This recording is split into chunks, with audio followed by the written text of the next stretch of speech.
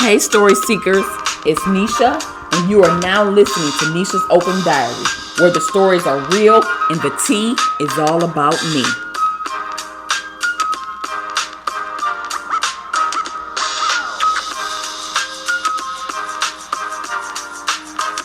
Okay, so one of the worst relationship experiences that I have had, I thought he was the one for me. I trusted him so much that I gave myself to him. I was ready and willing to give him everything. I really did love him. I thought he was the one for me. I found out that he was cheating. He was messing around with several other females. He was verbally, mentally, and emotionally abusive. I ended up having an abortion because he didn't want the baby. My heart healed from that and I made it through. I forgave, but I will never forget. See, he'll tell you all kind of things to get in your page, yeah. Life is lifing and moving along as usual. I'm still having sex with my son's father from time to time. In between the disagreements and the drama and the issues with other females, I ended up pregnant a second time. And much like the first time, all he could say is get rid of it.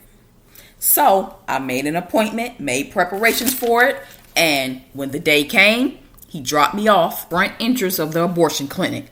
And he left and went about his day. And I remember standing in front of that place, fighting back tears once again, as I watched him drive away from me without a care in the world, probably going to lay up with somebody else. We had agreed to go half and half, to pay for it or whatever. So before he left, he gave me his half of the money, and I have never felt so alone and abandoned. He should have stayed. He should have been there. It took both of us to make the baby. He couldn't have cared any less. And once again, nobody knew. Pregnancy seemed like deja vu. He was treating me just as bad as he did the first time around. Except now he had leverage. He used our son as an example of how much harder it would be having two babies to take care of. I had one baby already. Why did I need another one? I didn't listen to him the first time, and how is it that I hadn't learned my lesson? This is all the stuff he's saying to me. Clearly, we both hadn't learned our lesson because he didn't ever use no condom, and everything seemed to fall on me. I needed to be on birth control. Go get the Depo-Provera shot or something. It was all on me. It was only my responsibility. It was all my responsibility to get on birth control. So if I got pregnant, it was my fault. And on that day, my son was with his mother. So I didn't have to worry about him or, caring for my son or whatever because he was with his grandmother. So I go in, and after some time of being there, the procedure was done. It was taken care of. Now, all I feel is anger towards him. And I want to be very clear about one thing. I only did it to appease him. It's not what I wanted at all. I resented him for it ever since. After it was done, I'm bleeding, I'm cramping, my emotions is all over the place, I'm in my feelings, and then he ain't nowhere to be found. He is unreachable, and I have to find a way home. So I called my friend to come and get me, and then I finally made it home or whatever, and I'm pissed. He didn't call to check on me or anything. I'm upstairs laying down, crying, upset, can't tell nobody what's wrong because they don't know I was going to have an abortion or that I was pregnant again in the first place. And when my son got brought home, it was by his mother, so I still didn't see him. I don't even remember when I saw him again, but I do know that some time had passed, and when I did hear from him, he was trying to see what was up for the night because I hadn't seen or heard from him since that day. And now you just make yourself readily available asking me if I'm still bleeding, how heavy or how light I was bleeding. When a guy is asking you that, they want to have sex. Even though I was mad at him, I was hurt, feeling put down, and emotionally depleted. Most of the time, whenever he showed me some attention or wanted to be with me, I jumped at the chance for whatever interest or affection I could get. So I went over there. Yep, I went over to his house. Like the dummy I was, I fell for it. I gave him some again. I packed my son's diaper bag, got us ready to go, and we was all ready to go when he came and got us. We spent the night at his house where he still lived with his mother, gave the baby to his mother. We went upstairs to do what we do in that same attic bedroom that I had gotten pregnant in both times, and the cycle repeated itself. And once again, he is done with me. Once he has gotten what he wanted from me, we fall asleep. We lay up for a little while, but then the next month, he ain't trying to have me feeling like we a family. So he starts asking early, what time y'all gonna be ready to go? What time you want me to drop you off? And I start getting mad because you use me for sex, and now you ready for me to go so you can be free to run the streets and do whatever it is that you do. And I'm supposed to sit in the house and wait until you feel like being bothered with me. Like a toy he puts on a shelf until he is ready to play with me again. That's how it felt to me. I was so sick of being treated like that because I was ready to be a family. I was ready to even get married if that might have been the case. So I took whatever I could get whenever he threw me a bone or a boner. And like an idiot, I kept allowing him to treat me like that. And so he kept doing it because I was allowing it. And I knew he was treating me like trash, but he always made it clear to me that if I wasn't there, somebody else would be. And he used to always tell me, what one woman won't do, another one will. I mean, which is true, but that's how he kept me on the string he had me on. And I allowed him to control me and to manipulate me until I finally got fed up. And I ended up dealing with a lot of hurt due to this individual. And I don't mean to keep speaking on him, but I had a lot of things happen that involved him from the age of 13 or 14 to 22. And I feel like some of the things I have gone through have set me up to parent. Because now my teen daughter is now facing stuff like this from guys. And about 2 weeks ago, she met a guy. And on her way to class, he approached her. And she's thinking this guy is, a genuine, upstanding guy. And over the course of these last couple of weeks, his entire focus has been on having sex with her. Wanted her to text pictures of her breasts and her butt and her vagina. And when she said no, she's not comfortable with doing that, he cut off all communication with her.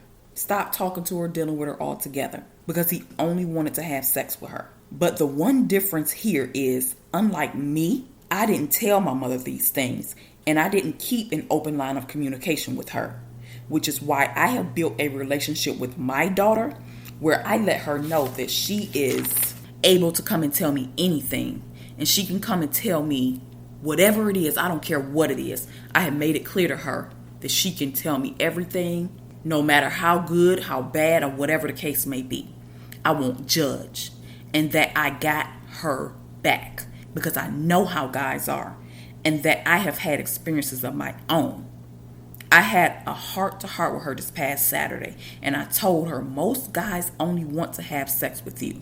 They don't want you to be their girlfriend. They don't want a relationship. They literally just want relations.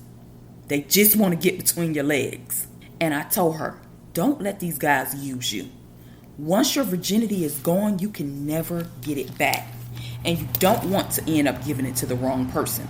With all these STDs out here, and these people are really out here just having sex, just putting themselves at risk.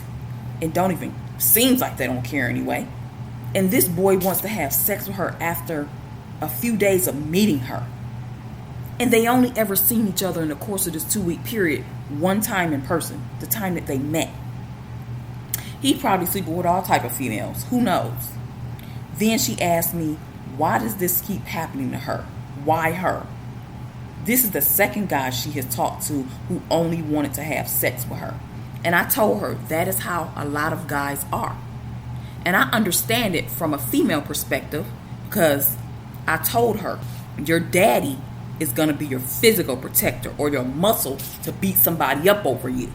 But I know firsthand how guys do females. So I let her know that I am her emotional protector because I know how it feels to give something so precious and so personal to someone who only seeks it as a conquest. after they manipulate you to give it up, and then they move on to another female and do the same thing over and over and over again. I then played that song by Life Jennings, SEX, and I told her about some of my experiences, and we agreed that this guy wasn't going to get the chance to take advantage of her and stick and move on her. I'm going to make sure my daughter knows a creep when she meets one, and that she doesn't have to go through the things that I went through, because I'm going to give her the game, and I'm going to let her know what it is and what's really going on out here. As long as I am here and I got breath in my body, these little ninjas running around out here better watch out when it comes to my daughter. I allowed somebody to continuously hurt me, take advantage of me, and manipulate me until I had his baby and almost had a second one. Got pregnant a second time and had an abortion and had to deal with it alone. He was only available for the pleasure, but he was absent for the consequences that the pleasure produced. I finally got fed up, like I said in previous story times, and I moved on. But there were so many times I said I was done, but kept going back again and again and again. All right, story seekers, that is all for this story time. I am out of here. Make sure you follow me on all socials at Nesha's Open Diary and my website at nesha'sopendiary.podbean.com. And until next time, I will meet you where the pen meets the diary.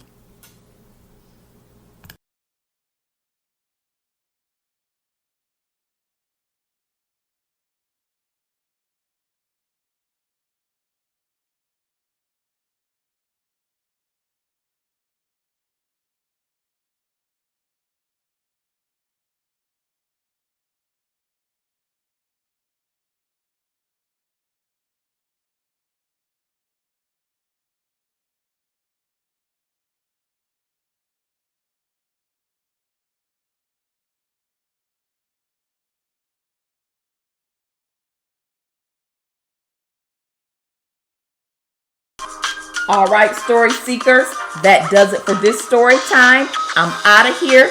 Until next time, make sure you tap in. Follow me on Facebook and Instagram at Nesha's Open Diary, and I will meet you where the pen meets the diary.